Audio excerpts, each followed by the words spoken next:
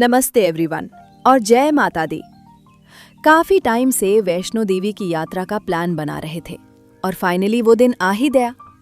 तो चलिए शुरू करते हैं हमारी जर्नी।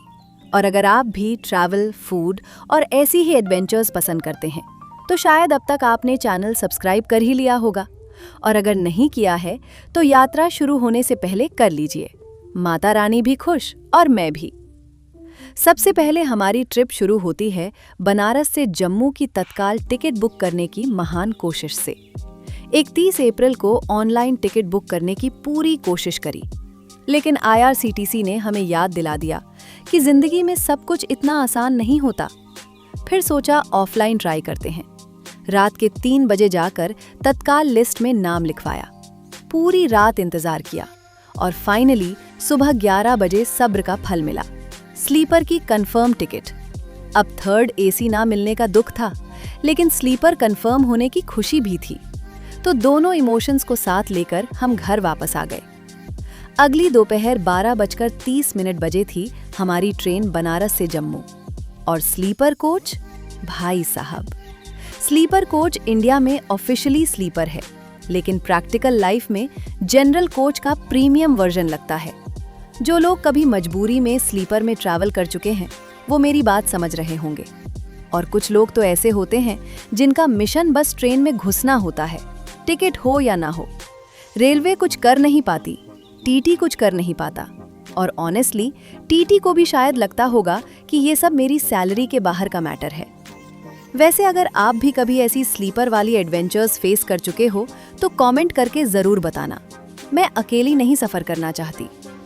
खैर, रात बीत गई। सुबह आंख खुली तो कोच काफी खाली हो चुका था और हम जम्मू पहुंचने वाले थे। तो ये जो अंकल आंटी हैं, जो ये तम्बाकू बना रही हैं आंटी, और फिर ये अभी अंकल को देंगी, ये दोनों लोग मुझे संस्कार और कर्मों के फल का काफ़ी इन्होंने मुझे ज्ञान दिया था। और सुबह जब मैंने इन लोगों को ये करते हुए देखा तो मैंने सोचा कि भाई मतलब अभी किधर गया आप लोगों का ज्ञान? ये क्या आप लोग क्या कर रहे हैं? ये कौन सा कर्म कर रहे हैं आप लोग? सबसे बड़ी खुशी की बात, ट्रेन बिल्कुल टाइम पर थी। इसके लिए स्पेशल थैंक्स माता रानी को। अब जम्मू से हमें बस लेनी थी कटरा के लिए। बस वाले भैया ने इतनी तारीफ करी थी बस की कि मुझे लगा शोरूम से सीधा हमारे लिए निकाली गई है। फुल AC है मैडम, बिल्कुल नयो बस है। और बस ने भी प्रूव कर दिया कि नयो है, क्योंकि 1 किलोमीटर चलने के बाद ही बंद हो गई। लेकिन माता रानी साथ हो तो टेंशन किस बात की। 15 से 20 मिनट में बस भी ठीक हो गई और हम जम्मू से कटरा की तरफ निकल पड़े। वैसे जम्मू से कटरा के लिए AC बस लगभग 130 रुपए में मिल जाती है और नॉन AC 100 के आसपास। और अगर आपका लक मुझसे थोड़ा ज्यादा अच्छा हुआ तो गवर्नमेंट AC बस भी मिल सकती है, जिसमें विमेन के लिए फ्री ट्रैवल होता है, बस आधार कार्ड दिखाना होता है। फाइनली हम कटरा पहुंच गए। स्टे भी आसानी से मिल गया, लेकिन उस स्टे की कहानी इतनी इंटरेस्टिंग है कि वो मैं वीडियो के एंड में बताऊंगी, तो वीडियो स्किप मत करिएगा। वैसे भी इतनी दूर आ गए हो। अब मेरी फ्रेंड ने तो सीधा 120 रुपए वाली थाली ऑर्डर कर दी और मेरा मन था कुछ चटपटा खाने का, तो मैंने खाए गोलगप्पे। 20 रुपए के सिर्फ 5। भाई, बनारस वाले इस बात पर इमोशनल हो जाएंगे। टूरिस्ट स्पॉट पर आए हो मतलब वेलकम के साथ थोड़ा फाइनेंशियल डैमेज भी कॉम्प्लीमेंट्री होता है। उसके बाद ट्राई किया कटरा का फेमस अमृतसरी छोले कुलचे, और ऑनेस्टली जितना टेस्टी देखने में लग रहा था उतना ही टेस्टी खाने में भी था। लेकिन फेमस चीज ट्राई करने का मन था।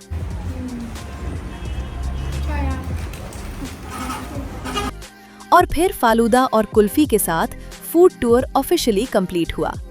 अब थोड़ा रेस्ट करते हैं, क्योंकि शाम को हम निकलने वाले हैं उन पहाड़ों की तरफ माता वैष्णो देवी के दर्शन के लिए। उसे पहले RFID यात्रा कार्ड बनवाना था और सरप्राइजिंगली ये सिर्फ 2 मिनट में बन गया। ना लंबी लाइन, ना ड्रामा, ना पेशेंस टेस्ट। इंडियन सिस्टम ने आज मुझे प्लेजेंटली सरप्राइज कर दिया। तो चलिए मिलते हैं शाम में। जय माता दी। और फाइनली वो वक्त आ गया। चलिए शुरू करते हैं हमारी वैष्णो देवी यात्रा। जय माता दी। होमस्टे वाले भैया ने बोला था कि 4 घंटे में आराम से पहुंच जाओगे। हमने उनकी बात मान भी ली और फिर 7 घंटे चलकर समझ आया कि मोटिवेशनल स्पीकर और होमस्टे ओनर में ज्यादा डिफरेंस नहीं होता। अगर आप पैदल जा रहे हैं तो 7 घंटे लगना बिल्कुल नॉर्मल है। बीच बीच में मेरा मन हुआ कि जो बैटरी वाली गाड़ियां जा रही हैं उनमें बैठ जाऊं, लेकिन मेरी दोस्त बिना स्लीपर्स के भी धीरे धीरे मुझसे आगे चल रही थी। उसकी हिम्मत देखकर मुझे भी हिम्मत मिलती रही।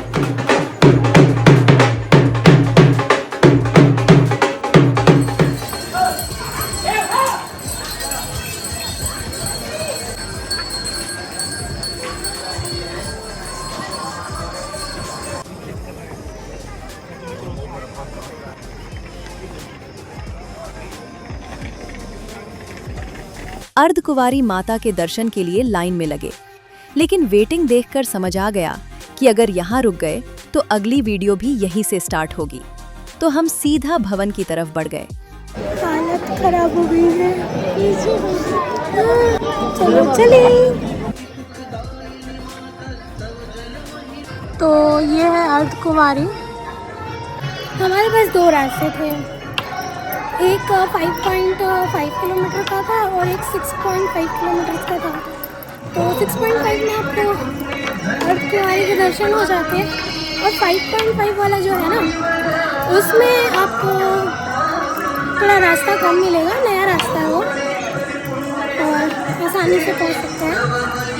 बट हमने ये रास्ता चुना, और हमारी किस्मत इतनी ख़राब थी कि अर्धकुंवारी में बहुत ज़्यादा वेटिंग होता है, और ये बात मुझे पता थी, लेकिन इतना वेटिंग होता है। 48 आवर की वेटिंग है, उसके बाद आपकी दर्शन होगी। 48 आवर्स तो हमारे पास है ही नहीं ना एक्चुअली। हम रात में इसलिए चढ़ रहे हैं कि हम दिन में उतर जाएं। 48 आवर्स का कैसे रुक के दर्शन होगा भाई, पोपट हो जाता है। रास्ता भी लंबा, दर्शन भी नहीं हुआ, कोई बात नहीं, वैष्णो माता की दर्शन हो जाए। हालत खराब, ठंडी हवा लगनी नहीं चाहिए थी, इतनी गर्मी है, तो बहुत ठंडी हवा चल रही है, लेकिन इतना चल रहे हैं कि पसीना। ये सब है वेदर फॉरकास्ट वालों को इतना नॉलेज नहीं है। मैंने सर्च करा था तो 20 दिखा रहा था, अभी यहाँ 17 के नीचे जा रहा है। पागल वागल हो तुम लोगों को संग से बताने नहीं आता है, टेम्परेचर नहीं बता पा रहे तुम लोग। अब मेरे को ठंडी लग रही है, मैंने तो कुछ लाया नहीं, मम्मी की बात सुन लेनी चाहिए थी। ठीक है कोई बात नहीं, मैंने जम्मू का सर्च करा था, वैष्णो देवी का नहीं देखा था। वैष्णो देवी का तो कम ही होगा ना, इतना ऊपर जो आ गए हम लोग।